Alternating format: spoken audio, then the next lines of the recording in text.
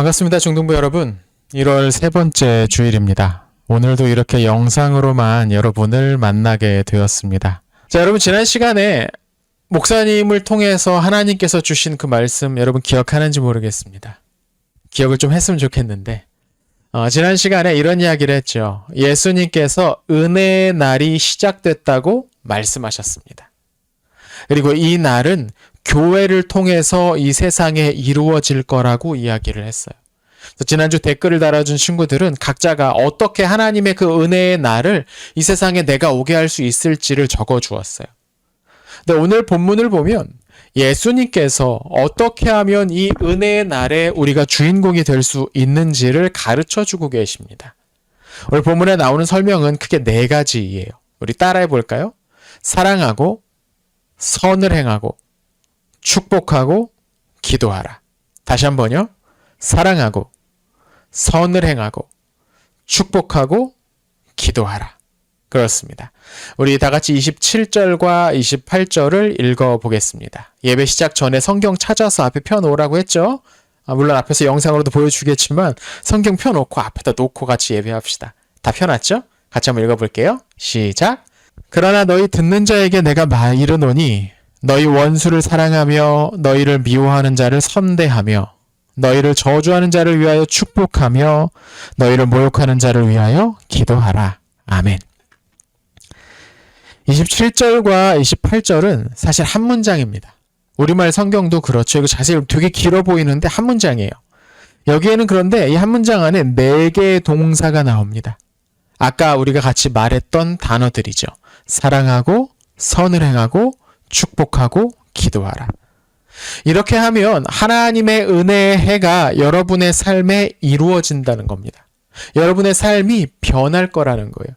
우리가 이 4가지를 잘 실천하면 우리의 가정이 변하고 우리의 학교가 변하고 우리가 있는 곳이 하나님의 은혜가 넘치는 곳이 된다는 겁니다. 그럼 그 내용이 뭘까요? 잠깐 한번 살펴보죠. 먼저 예수님은 원수를 사랑하라고 말씀하셨습니다. 원수를 사랑하라. 듣기만 해도 어렵죠. 어떻게 원수를 사랑할 수 있을까? 원수는 그냥 보기만 해도 싫은 사람을 원수라고 하는 거잖아요. 얼굴 보기도 싫고 목소리 듣기도 싫은 사람을 사랑하라. 이거 가능할까요? 네, 가능합니다. 우리는 이미 그렇게 하고 있거든요. 언제 우리가 그렇게 하고 있을까요? 여러분, 거울을 보십시오. 그 안에 있습니다. 우리는 어떤 사람을 원수라고 생각합니까? 나에게 나쁜 짓을 한 사람, 죄를 짓는 사람, 나를 괴롭히고 힘들고 그래서 내가 아주 안 좋게 되도록 만드는 사람을 갖다가 원수라고 생각을 하죠. 근데 바로 거울 속에 날마다 그렇게 죄 짓는 사람이 있습니다. 그래서 우리를 지옥으로 몰아가고 있는 사람이 지금 거울 속에 있어요. 지금 거울 속에 있는 그 사람은 우리를 하나님을 잘 믿지 못하도록 하기 위한 온갖 것들을 떠올리고 날마다 그걸 실천하는 사람들이 지금 거울 앞에 있다는 겁니다.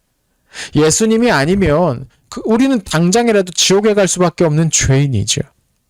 하지만 그래도 우리는 우리 자신을 너무나 사랑합니다. 어제도 죄를 지었고 그저께도 죄를 지었는데 여전히 오늘 나는 나를 사랑합니다.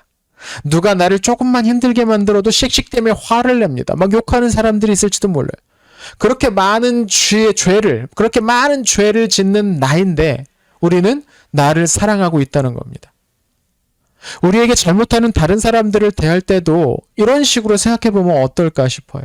내가 죄 짓는 나를 용서하고 사랑하듯이 다른 사람도 그렇게 하는 겁니다. 물론 이게 다른 사람에 대해서 사랑하는 감정을 느끼라는 말은 아닙니다. 여러분, 감정은 우리가 어떻게 할 수가 없어요. 그냥 감정은 우리 안에 순간적으로 팍 생겼다가 사라지고 그렇게 돼버리는 거니까. 하지만 그 사람에게 복수해야지라는 마음을 품지 않는 건 우리의 의지입니다. 우리가 할 수 있다는 거예요. 그 사람이 어려움에 처해졌을 때 도와주고 싶은 마음이 막 우러나고 솟아나지는 않더라도 도와줄 수 있어요. 왜? 이건 우리의 의지니까. 사랑하고자 하는 마음이 들지 않더라도 사랑하는 것처럼 행동하세요. 여러분, 그러면 됩니다. 에이, 진심으로 사랑하지도 않는데 그렇게 한다고 되나요? 라고 묻는 친구들이 있을지도 모릅니다.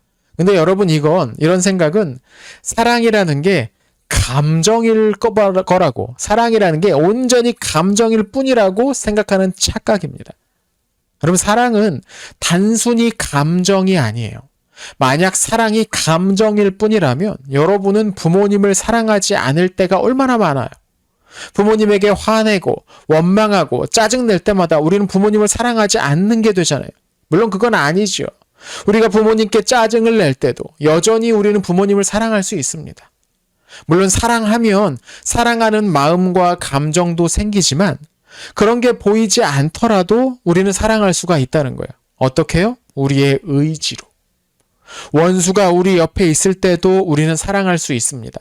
마음이 내키지 않더라도 사랑하는 사람을 대하듯 하는 거죠.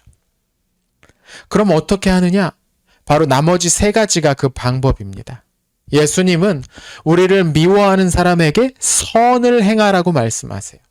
또 우리를 저주하는 사람들을 위해서도 축복하라고 말씀하시죠.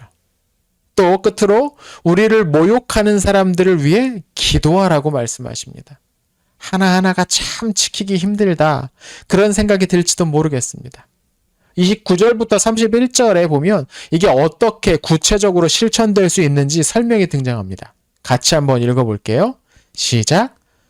너의 이 뺨을 치는 자에게 저 뺨도 돌려대며 내 겉옷을 빼앗는 자에게 속옷도 거절하지 말라.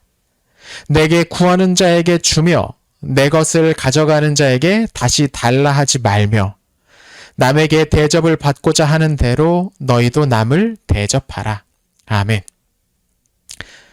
29절에는 우리를 때리는 사람이 나옵니다. 때리는 거 너무 싫죠? 이 뺨을 때리는 사람에게 반대쪽 뺨도 때리라고 돌려주래요. 세상에. 또 우리의 겉옷을 뺏는 사람에겐 속옷까지도 주라고도 말씀하십니다. 목사님, 이 두 번째 말씀도 굉장히 충격적입니다. 첫 번째, 이쪽 뺨 때리는 사람에게 이쪽 뺨도 때려라고 주는 사람도, 이것도 되게 어려운 명령인데 이 두 번째 명령도 대단히 충격적인 명령입니다. 오늘날 우리는 옷이 많아요. 옷장과 서랍을 열어보면 다 합쳐 수십 벌의 옷이 다 있을 겁니다. 그런데 예수님 당시 사람들은 그렇지 않았어요. 오늘 우리가 입고 있는 옷은 대부분 공장에서 기계의 도움을 받아가지고 만들어낸 것들입니다. 실을 만들고 그것을 엮어서 천으로 만들고 다시 자르고 꿰매서 옷을 만드는 이 모든 과정에 물론 사람들이 들어가 있지만 기계의 힘을 많이 빌려서 하고 있죠. 덕분에 한 번에 많은 옷을 만들 수가 있습니다. 한 번에 많이 만들 수 있으면 가격이 낮아져요. 그래서 우리가 많은 옷을 가질 수가 있죠. 그런데 예수님 당시는 그렇지 않았습니다. 동물의 털이나 식물에서 섬유를 뽑아가지고 실을 만드는데도 몇 주, 몇 달이 걸리기도 했어요. 동물 같은 경우 양털이 금방금방 자라는 게 아니잖아요. 몇 달씩 걸리거든요. 또 그걸 다시 천으로 짜는데도 또 몇 주가 걸렸습니다. 이 실을 실을 엮어가지고 옷감으로 만드는 게 얼마나 힘들겠어요. 그리고 그렇게 만들어진 만들어진 천을 가지고도 옷을 만드는데도 며칠이 걸렸죠. 이 모든 일이 다 사람의 손으로 하는 거니까 힘이 얼마나 많이 들겠어요. 가격이 엄청 비쌌죠. 그래서 어떤 학자들이 가만히 조사를 해보니까 예수님 이 당시 옷 한 벌이면 오늘날로 치면 소형 자동차 한 대 가격 정도 될 거다. 그렇게 말하기도 했대요. 엄청나게 비싸죠. 그러니까 보통 사람들은 집에 옷을 여러 벌 가지고 있지 못했습니다. 그런 상황에서 누가 겉옷을 달라고 할 때 속옷까지 주어라? 이건 다 주라는 거죠. 이젠 벌거벗고 살아야 될지도 모르는 겁니다. 큰일이죠. 그런데 예수님이 그렇게 하라고 말씀하셨어요. 예수님의 이 말씀 참 어려워 보입니다. 우리를 미워하고 우리를 욕하고 우리를 모욕하는 사람들을 위해서 선을 베풀고 축복하고 기도하는 일이 쉬운 일이 어디 있겠어요? 이게 쉽겠습니까? 어쩌면 이건 불가능한 일처럼 보이기도 합니다. 근데 그러면 또 이상한 일이 일어납니다. 하나님이 우리에게 불가능한 일을 하라고 명령하셨을까? 예수님이 제자들 다 모아놓고서 얘들아 이거 불가능하지만 너네 꼭 해야 돼. 이거 말이 됩니까? 이거 하나님 성격 좀 이상한 거죠. 예수님 성격 인성에 문제 있는 거잖아요. 물론 예수님이 하신 다음 말씀을 보면 조금 이해가 됩니다. 우리 같이 32절부터 34절을 같이 한번 읽어보겠습니다. 시작. 너희가 만일 너희를 사랑하는 자만을 사랑하면 칭찬받을 것이 무엇이냐? 죄인들도 사랑하는 자는 사랑하느니라. 너희가 만일 선대하는 자만을 선대하면 칭찬받을 것이 무엇이냐? 죄인들도 이렇게 하느니라. 너희가 받기를 바라고 사람들에게 꾸어주면 칭찬받을 것이 무엇이냐? 죄인들도 그만큼 받고자 하여 죄인에게 꾸어주느니라. 예수님 말씀하십니다. 얘들아, 너희가 좋아하는 사람한테만 잘해주면 그게 뭐 특별한 일이냐? 그게 뭐 칭찬받을 일이야? 야, 저 범죄자들도 자기가 좋아하는 사람한테는 잘해주더라. 너희한테 잘해주고 너희한테 선물도 챙겨주는 사람한테만 친절하게 대한다면 그게 뭐 대단한 일이냐? 세상 사람들도 다 그렇게 하지 않느냐? 그렇게 해서는 이 세상을 하나님의 나라로 바꿀 수 없다는 겁니다. 우리가, 교회가 세상 사람들이 하는 것처럼 다 똑같이 하면서 산다면 세상은 어제처럼, 작년처럼 그대로 똑같은 곳으로 남을 겁니다. 교회마저 이 세상과 똑같이 살아간다면 하나님의 은혜의 해, 하나님의 그 변화의 해는 오지 않을 거예요. 하지만 우리가 이 세상과 다른 방식으로 살아간다면 여기에서 변화가 시작됩니다. 하나님이 그렇게 하셨던 것처럼 우리가 죄인을 사랑하고 용서하면 세상에 다른 일이 일어난다는 거예요. 원수를 사랑하고 우리를 미워하는 사람에게 선한 일을 행하고 축복하고 기도하는 건 주님께서 우리를 위해 하신 일이잖아요. 가만히 생각해 보십시오. 예수님께서 십자가에 달려 죽으신 건 우리의 죄 때문입니다. 우리 때문에 그분이 죽게 되었어요. 우리 때문에 그분이 고통을 당하셨어요. 그런데 주님은 그런 우리를 위해서, 그분을 죽게 만든 우리를 위해서 너무나 사랑을 베풀어 주셨고 마지막에 목숨까지 내어주셨죠. 이제 우리가 그런 주님의 모습을 닮아야 된다고 예수님이 말씀하시는 겁니다. 얘들아, 내가 너희에게 했던 것처럼 너희도 다른 사람에게 해야 된다. 내가 너희를 위해서 내 목숨까지 내어주지 않았느냐? 그러니 너희도 다른 사람을 위해 그렇게 해주어야 된다. 너희를 괴롭히는 사람이라고 해서 함부로 대하지 말고, 너희를 미워하고 너희를 싫어하고 너희를 괴롭히는 사람이라고 해서 저주하고 멸시하고 증오하지 말고 축복하고 기도하고 사랑해 주어라. 여러분, 하나님은 원수를 사랑하시는 분입니다. 우리도 원수를 사랑해야 한다고 주님은 말씀하십니다. 우리가 그렇게 주님의 모습을 닮아갈 때 은혜의 해가 시작이 됩니다. 우리는 하나님처럼 사랑해야 되는 거예요. 나한테 잘해주는 사람, 나에게 도움이 되는 사람만 사랑하는 것이 아니고 내가 좋아하는 사람만 사랑하는 게 아니라 그렇지 못한 사람, 그렇지 않은 사람도 사랑해야 됩니다. 그 사람들에게도 선을 행하고 축복하고 그 사람들을 위해 기도해 주어야 된다는 거예요. 당장 여러분의 가정 안에서 우리가 선을 행하고 축복하고 기도해야 될 사람들을 찾아봤으면 좋겠습니다. 코로나19 확산으로 인해서 가정에서 보내는 시간이 많아지죠. 그래서 전보다 더 가족들과 자주 부딪히는 경우가 많다는 이야기를 들었습니다. 여러분의 형제 자매들, 부모님과 작은 일로 다투고 미워하는 일들이 벌어지고 있지 않습니까? 도무지 마음에 드는 게 하나도 없어. 뭐 그렇게 생각하고 있진 않아요. 하지만 여러분, 예수님을 믿는 우리는 마음에 들지 않는 사람도 사랑해야 됩니다. 물론 목사님도 잘 못해요. 목사님도 막 화가 나서 막 참을 수 없을 때도 있고 그래서 막 혼자 화낼 때도 있어요. 근데 그런 마음이 드는 건 자연스러운 일이에요. 생각과 감정은 어쩔 수가 없잖아요. 이거 내 힘으로 이런 생각이 안 들게 해야지, 이런 감정이 안 들게 해야지는 할 수가 없는 거예요.